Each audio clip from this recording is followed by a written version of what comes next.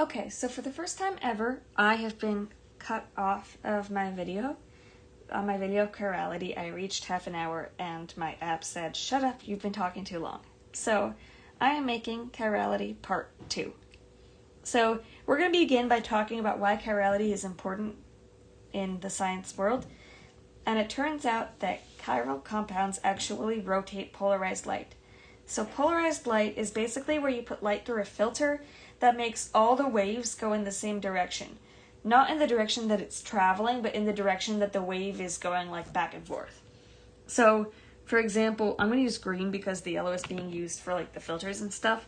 Before this light goes through a filter, you have some of it going up and down, you have some of it going in and out of the page, you have some of it going at some other weird angle, and it's just this jumble of light. Once you put it through the polarizing filter, all of it is going to go in the same direction. Then the next thing that's going to happen in this diagram is we reach a sample cell, and this sample cell is filled with 1 enantiomer of a compound. So for example, it's either the R enantiomer or the S enantiomer. And then this light, when it goes through this sample cell, it's going to get rotated. So all of a sudden this polarized light, which is still all going back and forth in the same direction, is going to go in a different way because it was rotated. And this is going to happen with all chiral compounds. And 1 enantiomer is going to rotate the light clockwise, and the other enantiomer is always going to rotate the light counterclockwise, but it's going to be to the same degree, like the same magnitude of angle. So for example, you might have one compound that rotates something 45 degrees clockwise, and its enantiomer rotates 45 degrees counterclockwise. The important thing to know is we just learned about RNS, right? So we had like something like this.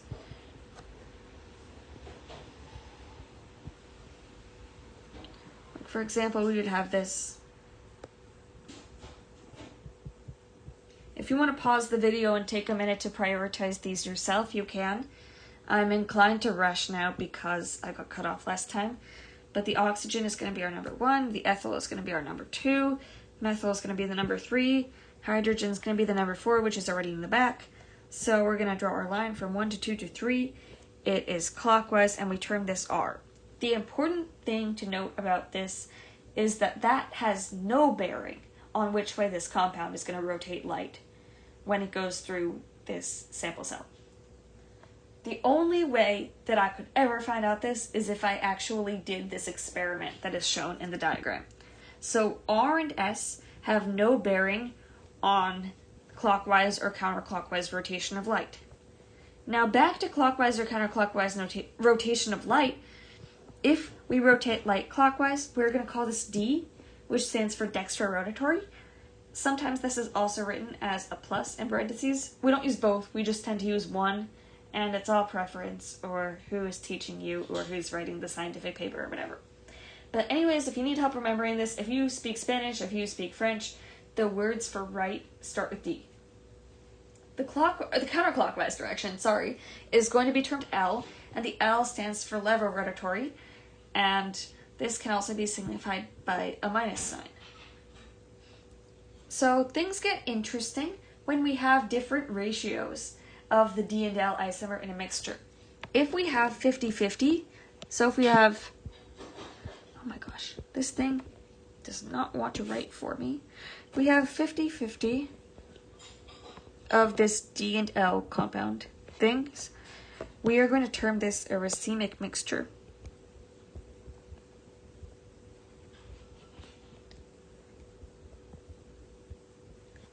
And this racemic mixture, no matter which 2 enantiomers you pick, as long as they're enantiomers of each other, you have 50-50 of the proportions of them, you're no longer going to rotate polarized light. It's just going to stay in the direction it was going. Things get more interesting when you have different ratios that are not 50-50. So, for example, let's do a problem. So we have a compound. Let's call it compound X. Compound X rotates polarized light 60 degrees. So the D isomer rotates at 60 degrees clockwise, and the L isomer rotates at 60 degrees counterclockwise. That's implied. That's not going to go into the problem. You have to know that. Now, the thing I'm going to tell you is that we have 30% of the D isomer. So now, how many degrees does this mixture rotate polarized light? That's going to be our problem. To start this problem, we are going to say that if we have 30%, not degrees, why did I write degrees? We have 30% D, then we must have 70% of the L isomer, right? So the nice thing is that they kind of cancel out in part. So if we take 30% from 70%, we'll get 40. So basically what we're saying is that we're splitting our 100% into 30, 30, and 40. We have 30D, 30L, and 40L. So the 30D and the 30L kind of cancel each other out a little bit. And then we have 40% L left to work with. So we're going to take the original rotation of the light, 60 degrees, and we're going to multiply it by 40% over 100%. So we're going to make our percent into a decimal, and we're going to multiply it by 60 degrees. So if we have 40 over 100, we're going to get 0.4, right? 4 times 6 is 24, so 0.4 times 60 is also going to be 24. So we're going to get 24 degrees. And that is going to be how much this sample with 30% D and 70% L rotates polarized light. And that makes sense because it's not the full 60, because the full 60 is going to either be plus 60 or minus 60 depending on 100% D or 100% L. We have a mixture, it's going to rotate the polarized light a little bit less. So as we get closer to 50-50, it's going to get closer and closer to 0 until we get our racemic mixture. So now let's talk about the biochemical significance of this optical activity and these stereoisomers. So the most common place we're going to see this in biology, I mean we see it in amino acids, we're going to see it a lot in sugars. So sugars are carbohydrates, anything that has a 1-to-1 ratio of carbon and water, at least in the monomer form. And these are often going to be shown in what we call Fischer projections. So if we look at this molecule I drew, this thing is called glyceraldehyde. It's the simplest sugar, and it's drawn in a Fischer projection. Now, in the Fischer projection, we have a corner, and this corner symbolizes a carbon. And then what's going to happen is that each horizontal line is going to be a wedge, and each vertical line is going to be a dash. So we end up getting something that looks like this. So what's often going to be asked of you in an organic chemistry or biochemistry class is, what's the R and S stereochemistry of a Fischer projection sugar, or whatever Fischer projection?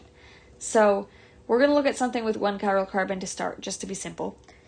And we're going to do R and S. Don't let it freak you out that it's 2 wedges and 2 dashes, instead of like 2 things that are in the plane of the page and 1 wedge and 1 dash. It doesn't matter. We're going to do the exact same thing that we've been doing with R and S. Now remember that we talked about that if we have the hydrogen or the 4th priority, hydrogen's always going to be 4th if it's there, in a wedge. What we're going to do is we're going to do everything normally like we would do, and then in the very end, we're going to flip it around. So we know that this is 4, right? And if we look, this is our chiral center, right? We have carbon, oxygen, carbon. So obviously our oxygen is going to be first priority. Then we have a bit of a close call, right? This one here, we have bonded to 2 hydrogens and 1 oxygen, because this hydrogen is only bonded to the oxygen. It doesn't count yet. On this upper one, we're going to learn kind of a new concept here, is that when we're going off of a chiral carbon and we end up at a place where there's a double bond, we count the double bonded thing twice. So this carbon is bonded with the priority naming system to 2 oxygens and 1 hydrogen. So 2 oxygens and 1 hydrogen beats 2 hydrogens and 1 oxygen. So this is priority number 2, and this is priority number 3. Now, as usual, we're going to draw a line from 1 to 2 to 3. This is going to get us counterclockwise, or S. But remember that we said that the hydrogen or fourth priority is in a wedge, it's facing the front. That's the wrong way. So basically what we're going to do is we are going to take this line that we just drew and we're going to reverse it. So instead of counterclockwise and S, we're going to say it's clockwise and R. So this is the R isomer of glyceraldehyde. The other way that you can think about this thing where we flip it around is, let's say that we have a clock, like a literal clock, and it's going to go like 12, 1, 2, 3, 6, 9. I'm not going to draw all the numbers. And it is running its thing, and it's running clockwise, right? So we're going to draw this arrow clockwise. If we have a person standing on the correct side of the clock, facing the numbers like this person is looking at it this way. He sees that it's going to be clockwise. Let's say this clock is like made of glass and hanging by a string from the ceiling. We could have somebody who's standing on the other side of this. What they're going to see is this same arrow, but they're going to see it going in the counterclockwise direction because they're looking at it from the other side. So that's why we can just flip it around in the end, is because we're saying, okay, the view that we can look at it from the hydrogen being in the back is like from the back of our paper or our device or whatever we are drawing on. And if we were to do that and we could see the line, we would see it going in the other direction. So sometimes you're going to see bigger things of sugars. So if we look at a new page, I'm just going to draw a random sugar. I don't know what the heck this one's called because I'm just making it up in my head, but maybe it's something real.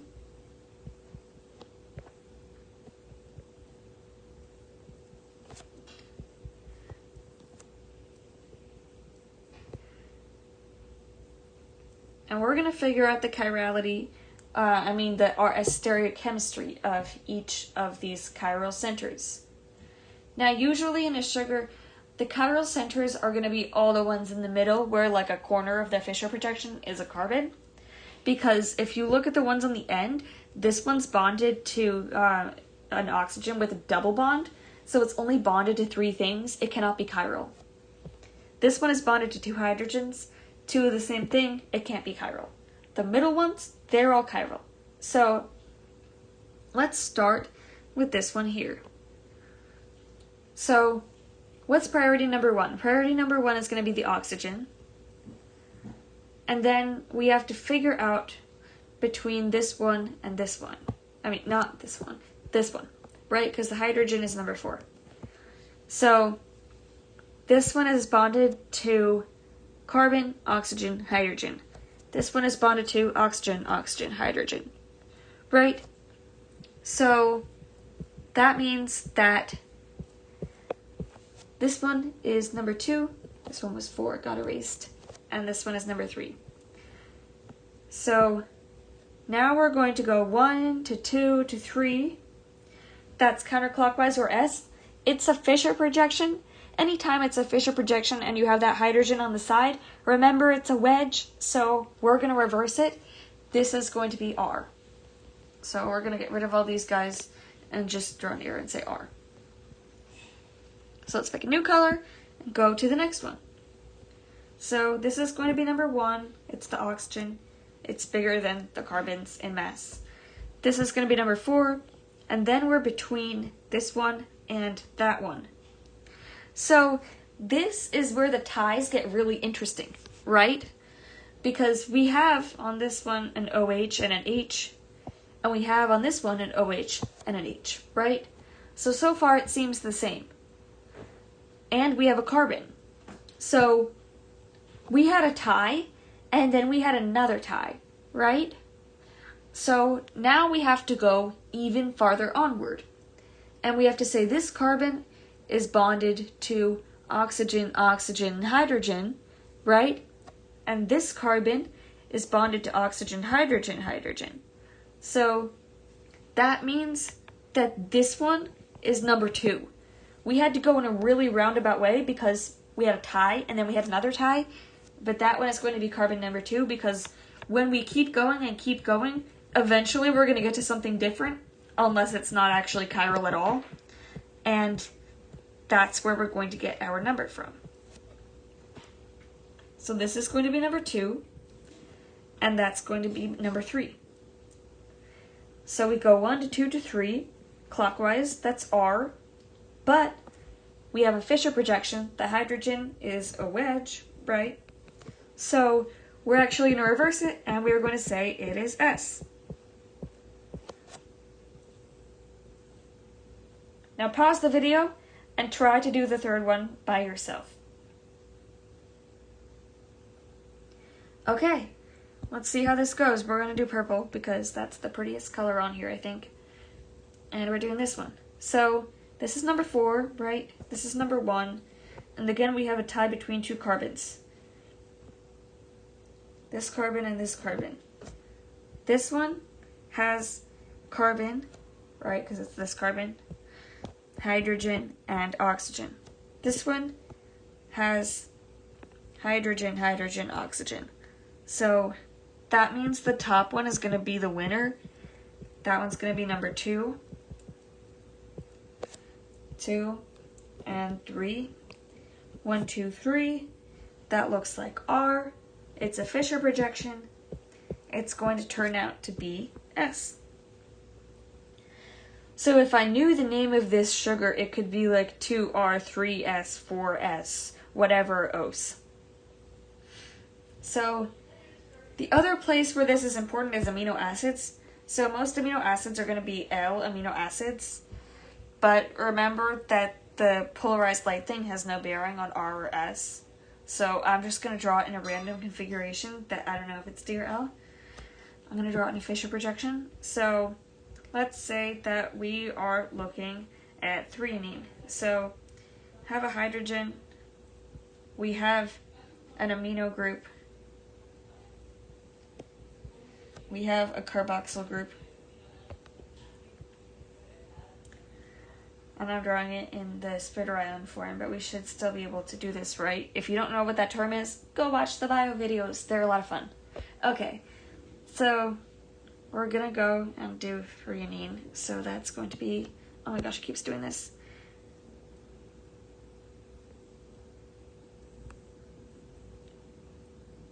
Okay. So now let's look at how to prioritize this. And the chiral carbon is going to be the middle one. In amino acids, this carbon is termed the alpha carbon because when we were if we were to name it by IUPAC, we would start at the carboxyl group because it's the coolest, and this would be number 2. And the number 2 with carboxylic acids is usually termed the alpha carbon. Anyways, bit of fun trivia. But now we're going to do our naming system. And nitrogen beats carbon, carbon, or hydrogen. So this is going to be number 1. Hydrogen is going to be number 4. And now this carbon is bonded to hydrogen, hydrogen, oxygen. This carbon is bonded to oxygen, oxygen, oxygen. Right? Because the double bond counts for 2 of them. So this is going to be number 2. This is going to be number 3.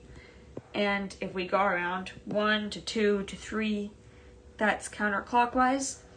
But remember, Fisher projection, this is a wedge, it's supposed to be a dash, so it's really going to be clockwise, and it's going to be an R. And it's going to be R-threonine. So that is Fisher projections and optical activity. I hope that you found it useful.